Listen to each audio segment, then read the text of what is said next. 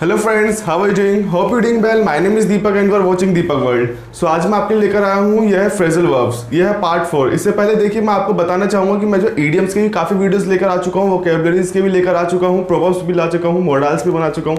आपने नहीं देखी वीडियोस तो प्लेलिस्ट में जाकर देख लीजिएगा। अगर आप अपने कॉन्वर्सेशन को, अपने इंग्लिश स्पीकिंग को इंप्रूव करना चाहते हैं तो वीडियोस को देखिएगा और उसे याद करके जो अपने डेली लाइफ में यूज़ करने के लिए कोशिश कीजिए। तो चलिए हम इस वीडियो को स्टार्ट करते हैं, ज़्यादा टाइम न लेते हो। और अगर आप नए हैं चैनल पर सब्सक्राइब कर लीजिएगा, बेल आइकन को दबा लीजिएगा।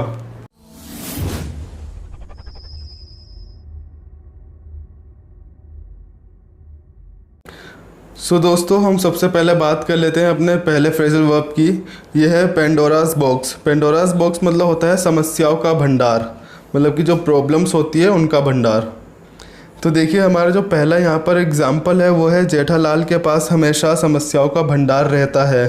Jethalal always has a Pandora's box. Jethalal always has a Pandora's box.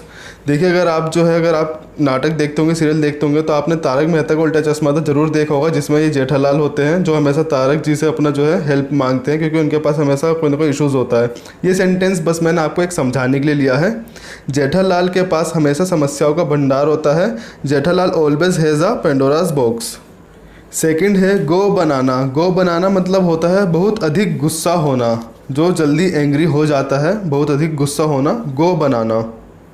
Example है वह किसी भी बात पर बहुत गुस्सा हो जाता है।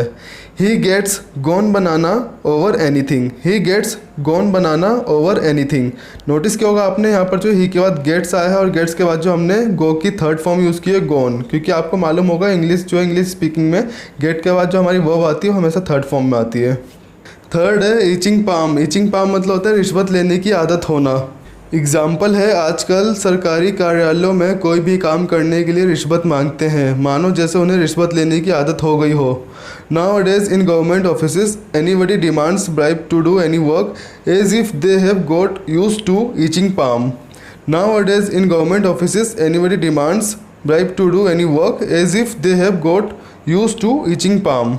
देखिए ईचिंग पाम मतलब आपने पढ़ा अभी रिश्वत लेने की आदत होना। Same demands bribe. तो देखिए ब्राइब जो आ रहा है, ब्राइब मतलब होता है ओनली रिश्वत। फोर्थ है मेयर्स नेस्ट। मेयर्स नेस्ट मतलब होता है झूठी अफवाह। जैसे आपने पढ़ा होगा रूमर मोंगर, अफवाह फैलाने वाला, या फिर सिर्फ एयर्स। एयर्स मतलब होते हैं अफवाह।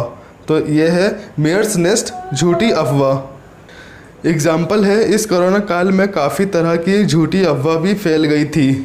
अ lot of mare's nest were also spread during this corona period. A lot of mare's nest were also spread during this corona period. Fifth है sworn enemy. sworn enemy मतलब होता है कट्टर दुश्मन। तुम जिस व्यक्ति की बात कर रहे हो वह मेरा कट्टर दुश्मन है। The person you are talking about is my sworn enemy. The person you are talking about is my sworn enemy. Sixth है X out. X out मतलब होता है बाहर करना। सर ने रोहित को आज कक्षा से बाहर कर दिया। Sir एक्स्ड out to Rohit from the class today. Sir एक्स्ड out to Rohit from the class today. Seventh है टर्न टर्टल। टर्न टर्टल मतलब होता है उलट पुलट करना, मतलब कि कोई चीज़ें बिगाड़ देना, इधर उधर कर देना कोई काम को। एग्जाम्पल है तुमने यहाँ की सारी फाइलें उलट पुलट कर दी हैं, मतलब कि जो है मिक्स कर दी हैं, बिगाड़ दी हैं।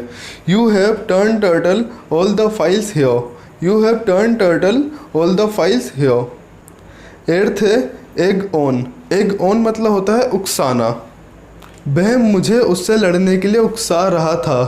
He was egg on me to fight him. He was egg on me to fight him. देखिए यहाँ पे हो सकता है कुछ लोगों को डाउट हो कि यहाँ पे उकसा रहा था आईएनजी फॉर्म में है तो एक के बाद जो आईएनजी क्यों नहीं लगा। तो देखिए एग ऑन ये एक ऐसा फ्रेज है हमारा, इसमें आईएनजी फॉर्म नहीं लगेगा।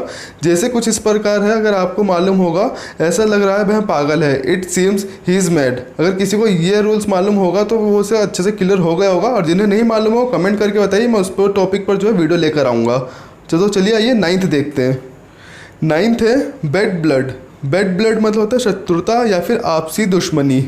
जमीन को लेकर उन दोनों परिवारों में आपसी दुश्मनी हो गई। Because of the land there was bad blood between the two families. Because of the land there was bad blood between the two families. Tenth है फॉल फॉर। फॉल फॉर मतलब होता है धोखा देना, जैसे आपने सुना होगा चीट, चीट मतलब भी धोखा देना होता है, या फिर हैव ऑन मतलब भी धोखा देना ही होता है, बट अभी हम बात कर रहे हैं फॉल फॉर। एग्जाम्पल है, चाहे जो भी हो मैं कभी भी अपने दोस्त को धोखा नहीं दूंगा। No matter what happens I will never fall for my friend. No matter what happens I will never fall for my friend. I hope आपको ये वीडियो अच्छी लगी होगी और आपको ये कंसेप्ट अच्छे से क्लियर हुआ होगा। स्टिल मैं भैया आपको कहना चाहूँगा, कोई भी डाउट रहा हो तो आप मुझे कमेंट सेक्शन में कमेंट करके पूछ सकते हैं, मैं वहाँ पर आपके डाउट्स को क्लियर करूँगा। इसके अलावा आपको नेक्स्ट कौन से टॉपिक पर वीडियो चाहिए आप मुझे वो भी बता सकते हैं। बाकी बहुत जल्दी मैं आपसे नेक्स्ट वीडियो मिलता हूँ, तब तक के लिए जय हिंद।